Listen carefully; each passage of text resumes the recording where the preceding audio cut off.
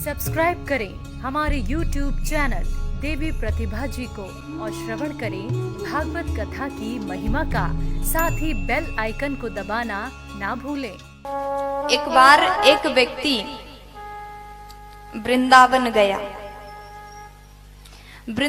गया और वहां वो इस उद्देश्य से नहीं गया था कि वहां जाकर के दर्शन करूंगा, बांके बिहारी का दर्शन करूंगा, गिरिराज जी का दर्शन करूंगा, परिक्रमा करूंगा, ये सोच के नहीं गया। बस छुट्टियां हो गया और उसके बाद में वो चला गया वृंदावन, एक घूमने के सोच को लेकर के। वहां जाऊंगा, बढ़िया मस्ती करूंगा, घूमूंगा, कैसा है वृंदावन देखूंगा।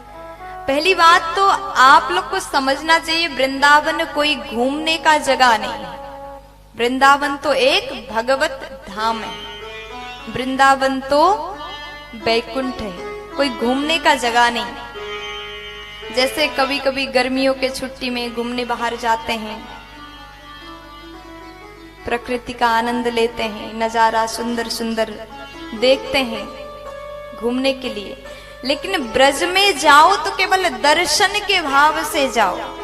एक व्यक्ति गया, बढ़िया घुमा, खूब घुमा, और रोज रोज वहां पर टमटम चलता है, 10 रुपया दो और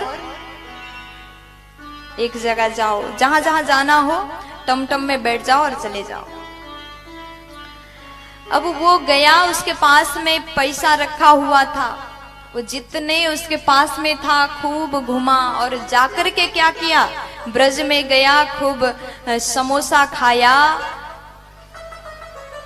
पानी पूरी खाया, फुल्की खाया, चाट खाया। बिहारी जी के मंदिर के सामने बैठ करके चाट खाया, लेकिन मंदिर में नहीं गया।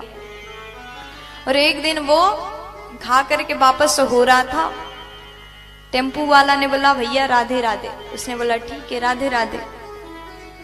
वो कभी भगवान का नाम तक नहीं लेता था, लेकिन आज उसको लेना पड़ा। रोज रोज घूमता था टमटम में बैठ करके। अब वहां के तो टमटम वाले भी राधे राधे बोलते हैं। अब उसने आज बोल दिया गलती से, लेकिन बाकी जीवन में न कभी दान करना, न कभी पुण्य करना, न कभी कुछ करना, न नाम जप करना, कुछ भी नहीं करता था। लेकिन उसने घूमने के उद्देश्य से ब्रज में गया और गलती से नाम उच्चारण कर लिया। अब वो पैसा जब खत्म हुआ तो घर वापस चला गया। अब दूसरे के यहाँ जाओ, पैसा खत्म हो जाए तो क्या करोगे, घर जाओगे। अब वो घर गया, एक दिन उस व्यक्ति का मृत्यु हो गया। और वो व्यक्ति जब मृत्यु हुआ, वो पहुंच गया यमराज के यहाँ, यमराज जी के पास पहुंचा और वहां जाकर के उसका जब फाइल निकाला गया, लिखा था कभी इस व्यक्ति ने दान, पुण्य, सेवा, परोपकार, धर्म, भजन कुछ नहीं किया।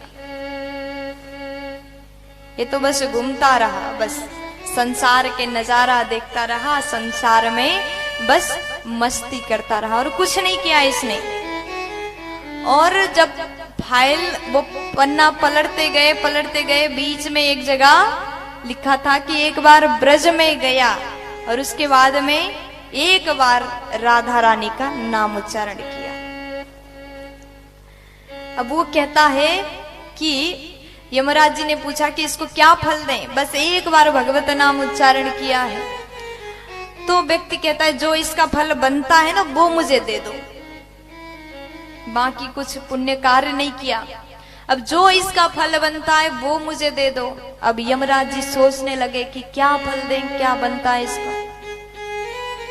भगवान शंकर के पास पहुंचे, वो भी सोचते रह गए। भगवान कहते मुझे क्या पता। तो भगवान बोलते हैं मैं नाम जप करता हूं फल के आस से नहीं, मैं तो केवल भगवत नाम में आनंदित रहता हूं, इसलिए भगवान का नाम उच्चारण करता हूं। और फिर ब्रह्मा जी के पास गए, शंकर भगवान और भगत जी सब लोग ब्रह्मा जी के पास गए। ब्रह्मा जी बोले मुझे भी नहीं पता कि एक बार राधा नाम उच्चारण करने का क्या फल है। अब वो भगत फल को मांग रहा है। इतना सा एक बार नाम जप का पुण्य क्या होता है वो दे दो। तब ये सब मिलकर के ब्रह्मा जी, भोले बाबा, धर्मराज जी, भगत जी पहुंच गए गोलोक धाम में, जहां प्रिया प्रियतम निवास करते हैं, भगवान श्री राधा कृष्ण। वहां गए और पूछा कि ये व्यक्ति ने एक बार वृंदावन गया और राधा रानी का नाम उच्चारण किया है, इसका क्या फल बनता है, इसको हम क्या दें? तो भगवान मुस्कुराए, राधा रानी मुस्कुराई और कहते हैं कि इसको क्या फल दें? एक बार राधा रानी का नाम उच्चारण करने के कारण ये व्यक्ति, आप 3 जन मिलकर के इस भक्त को लेकर के साक्षात ब्रह्मा, शंकर, यमराज इस भक्त को लेकर के यहां तक पहुंचे। इससे बड़े और कौन सा फल हो सकता है बताइए, प्यार से बोलो।